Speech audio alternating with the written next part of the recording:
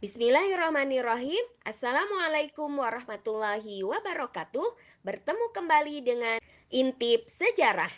Ketika Perancis menduduki Belanda pada tahun 1795 dan VOC dibubarkan pada tahun 1799, maka terjadi kekosongan kekuasaan di Nusantara dan Inggris berhasrat menguasai Nusantara. Hampir seluruh wilayah sudah dikuasai, terkecuali Jawa, satu-satunya koloni Perancis Belanda yang belum jatuh ke tangan Inggris. Bahkan armada Inggris sudah muncul berkali-kali di perairan utara Laut Jawa. Bahkan Inggris menghancurkan galangan kapal milik Belanda di Pulau Onrus, salah satu pulau yang ada di Kepulauan Seribu. Pada tahun 1806, armada Inggris muncul di perairan Gresik, maka ancaman kehilangan Jawa di depan mata.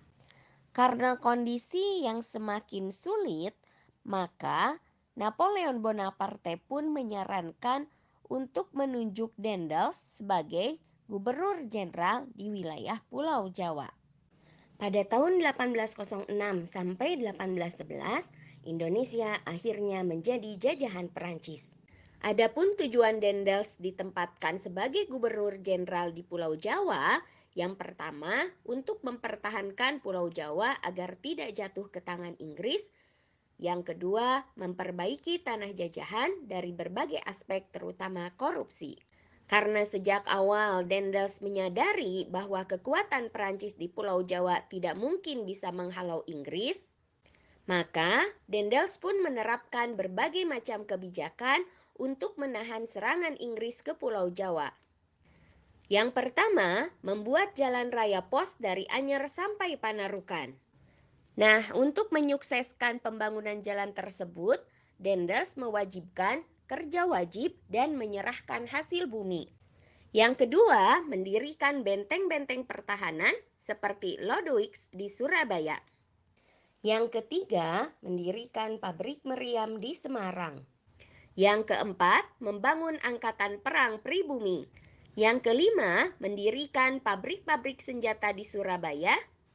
Dan yang keenam, membuat rumah sakit dan tangsi militer yang baru. Terhadap raja-raja Jawa, Daendels bertindak keras karena sikap anti-feodalismenya. Salah satunya tidak mau tunduk dan patuh terhadap adat istiadat budaya Jawa. Terhadap Raja Jawa yang tidak patuh terhadap kebijakan Daendels, salah satunya Sultan Banten, Daendels mengasingkan Sultan Banten ke Ambon karena menentang pembangunan jalan raya pos Anyer Panarukan. Pada tahun 1811, Daendels dipanggil pulang ke Belanda. Alasan dipulangkannya Daendels ke Belanda ada dua versi. Versi pertama, tenaganya dibutuhkan untuk memimpin tentara Prancis menyerbu Rusia.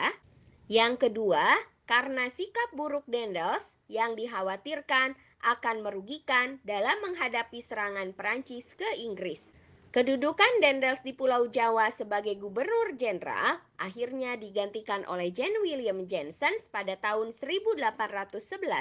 Ketika Jawa akhirnya dipimpin oleh John William Jensen, Inggris berhasil menyerang Jawa. Maka akhirnya dibuatlah kesepakatan antara Inggris dengan Prancis dalam sebuah perjanjian yang disebut Perjanjian Tuntang. Berdasarkan hasil Perjanjian Tuntang, yang pertama, Pulau Jawa dan sekitarnya jatuh ke tangan Inggris. Yang kedua, semua tentara pemerintahan Daendels menjadi tentara Inggris. Dan yang ketiga, semua orang-orang Belanda dapat dipekerjakan Inggris. Nah, dengan ditandatanganinya Perjanjian Tuntang, maka Indonesia menjadi jajahan Inggris sampai tahun 1814. Demikian materi pada hari ini, sampai bertemu kembali pada materi berikutnya.